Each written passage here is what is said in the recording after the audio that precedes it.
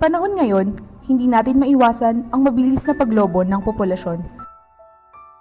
Hindi nakakakain na 3 beses sa isang araw, hindi nakakapagpagamot pag may sakit, at hindi natutugunan ang pangunahing pangangailangan sa pang-araw-araw.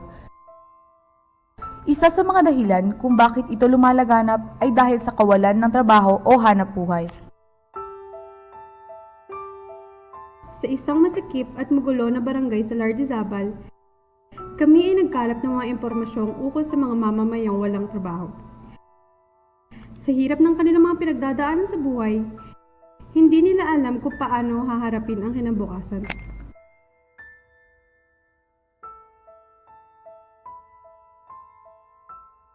Kali Kabila, pangalan ko. Ano pa? Ay, age tsaka 49 years old. Ako sila nag-iwa po maging palok. Hila. Hulila na, sama na. May 3 kapatid na lalaki, 3 kapatid na babae. Naranasan mo na ba maging mahirap, sir? Oo naman, galing ako sa uri ng mahirap. Ang aking nanay ay galing sa pamilya ng mga magsasaka at ang tatay ko ay isang maliit na negosyante na nagpuputol ng kahoy sa bundok.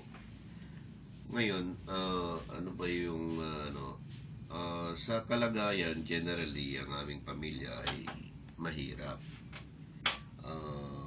Of course, yung kahirapan at that time at siya yung kahirapan ngayon ay hindi natin mako-compare. Kasi yung kahirapan nung panahon na yon ay kasalatan lang ng production, ng kita ang kita sa production sa pagsasaka at yung yung presyo ng mga bilihin. Sa amin bilang paano namin naranasan yung maging mahirap, uli lang lubos kami sa nanay. Pagkatapos malayo yung aking father nasa bundok na nagpuputol ng kahoy. Kaya marahil kaya hindi kami na asikaso at naging resulta ito ng pagiging mahirap namin sa pamilya. Yung kahirapan na ito ay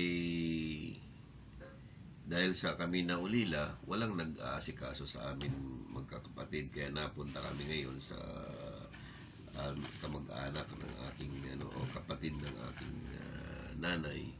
Kaya mahirap yung naranasan namin sa usapin ng dalawa. Wala kang magulang nag-aasikaso sa iyo. Pagkatapos, siyempre, maghihirap ka talaga dahil iba yung pagtingin nila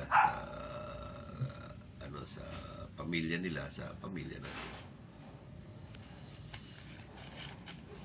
Sir, paano ka po nakaraos sa ganong pagsubok sa inyong buhay nung ikay naghihirap? Yung naging naging approach namin sa ganitong kasi ang pamilya namin ay galing sa mga educators.